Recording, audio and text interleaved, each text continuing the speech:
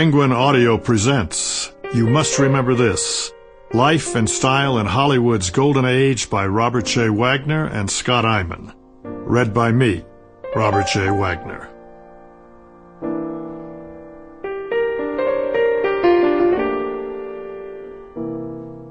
I've dedicated this book for my three daughters, Kate, Natasha, and Courtney, who knew nothing about this. For my grandson Riley and my granddaughter Clover, who knew nothing about this.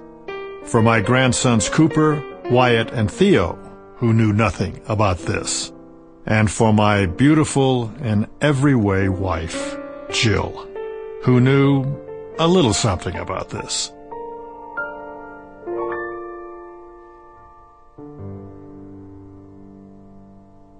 Forward. I first noticed that show business had gone crazy in 2002 when my wife, Jill St. John, and I were guests at the wedding of Liza Minnelli and David Guest. I had known Judy Garland, Liza's mother, since the very early 50s when she would sing at Clifton Webb's parties backed up by Roger Eden's at the piano. I had been her escort to the royal premiere in London of I Could Go On Singing, her last starring film, and to answer the obvious question, she was in very good shape that night. Thin and sober. And Vincent Minnelli, Judy's ex-husband and Liza's father, had shot a week or so of retakes for All the Fine Young Cannibals, a film I had made with my wife, Natalie Wood, at MGM in 1960. As for David Guest, I had hosted all of the Night of 100 Stars presentations he had produced during the 1990s. In return, he had made most generous donations to the motion picture home in Natalie's name. For the Night of 100 Stars productions, which were backed by Michael Jackson, David uncovered people who hadn't been seen for decades. Turhan Bey, Clayton Moore, Sylvia Sidney, Fay Wray, Eleanor Powell, as well as stars of silent movies. Archaeology combined with showmanship. No one could have done it better than David.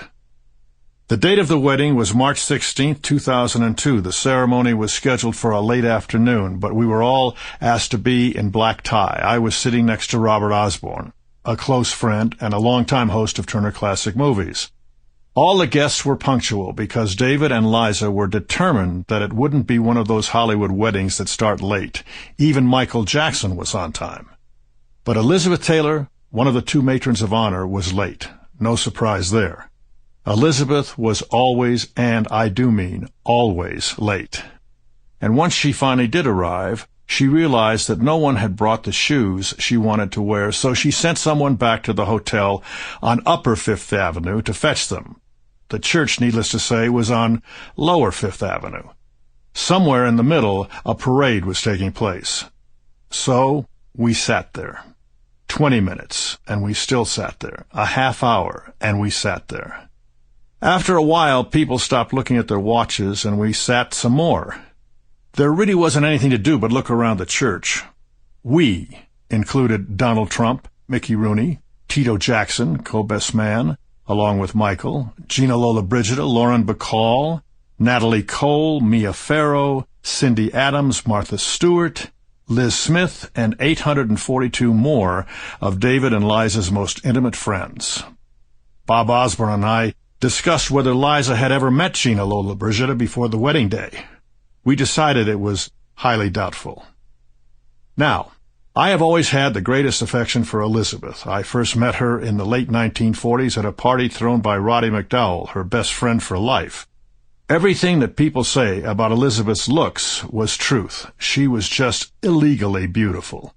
Years later, Elizabeth and I had a fling, and years after that, I produced and co-starred in a movie with her called There Must Be a Pony, based on James Kirkwood Jr.'s fictionalized memoir of his mother, the silent star Lila Lee.